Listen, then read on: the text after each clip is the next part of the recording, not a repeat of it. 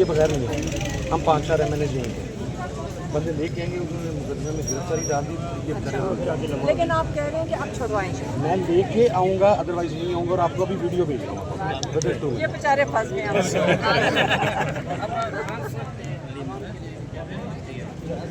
उन्होंने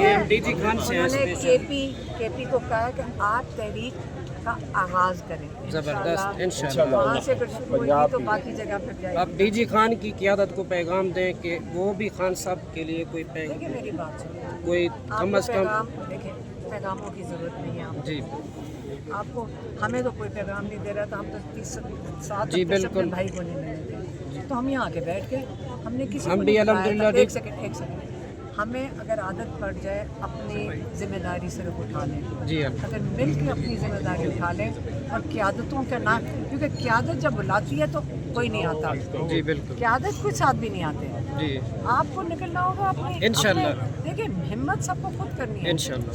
जो आप कहें कि जी क़यादत नहीं बुला रही, जब क़यादत बुलाएगी और आप फिर नहीं आओगे तो फिर किसका कसूर होगा। देखिए सारे अपनी जिम्मेदारी खुद उठाएं, जी बिल्कुल। जब निकलना होगा, दुनिया में लोग निकलते हैं क़यादतों के, क़यादत का इंतज़ार नहीं करते, खुद निकलते हैं और क़यादत को कसूरवार भी नहीं ठहराते। अब हम आज भी अगर बात सुनो, जी जी मैं आपको एग्जांपल देती हूँ, कल आपकी क़यादत में जो भी होंगे, कल वो आपको कॉल दे देते हैं, फिर मुझे दिखाना कितने लोग बाहर खड़े हैं, और अगर फिर लोग ना निकले फिर क़यादत को ना कसूरवार ठहराना। मैडम गंडापुर साहब के बारे में क्या है? बस ठीक है यार, उन्होंने कहा, मैं बात कर रही हूँ, आपको क्या हुआ? गंडापुर साहब के बारे में मैं इनको जानती हूँ सारे।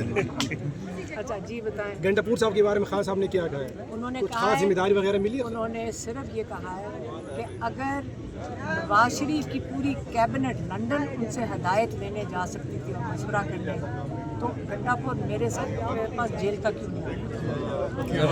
ज़बरदस्त बेहतरीन। ये बात है।